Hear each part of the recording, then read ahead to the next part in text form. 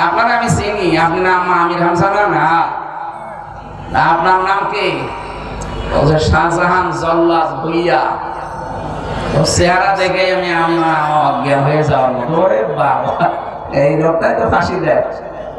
আমার সামনে কতগুলো মানুষ, প্রায় 12-13 জনকে ফাঁসি দিয়ে দেখলাম আমার চোখের সামনে। একটা জীবিত মানুষ নিয়ে 1 মিনিট পরে সে লাশ হয়ে যাবে। একটা করে ফাঁসি দিলে নাকি 4 মাস করে জেল মাফ হয়। এই জন্য ও এই কাজ নিয়েছিল। ওর ওই রকম জেল ছিল, রাষ্ট্রপতির ক্ষমায় মনে হয় মাপ পেয়ে বের হয়েছিল। বেরিয়ে তো টিকতে পারবে না, কিছুদিন পরে মরে গেল। ভেতরে তো অনেক খাবার পেত।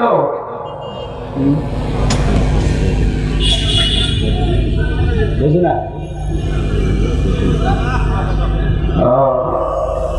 এখন শেষ করে দেবো মানে আমার তো এখন শুরু হচ্ছে।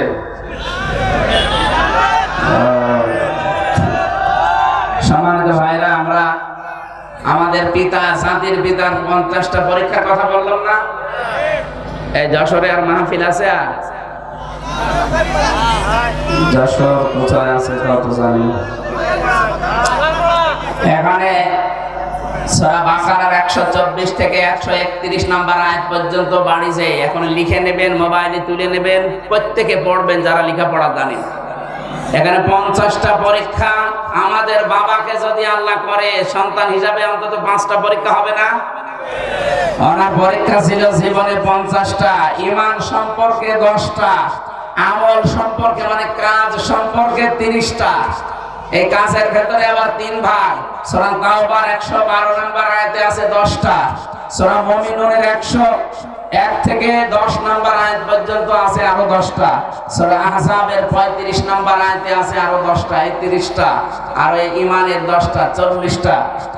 এরপরে ফিতরাত বা স্বভাব সম্পর্কে 10টা। এটা মারিফাতুল কোরআন আর তাফসিরে হাক্কানি, তাফসিরে ফি জিলালিল কোরআন, এগুলো থেকে আমার এই তথ্যগুলো নেওয়া। ওনাকে যে পরীক্ষাগুলো নিয়েছে কত কিছু আমি নোট করেছিলাম না, এখন আর সময় দিতে পারছি না।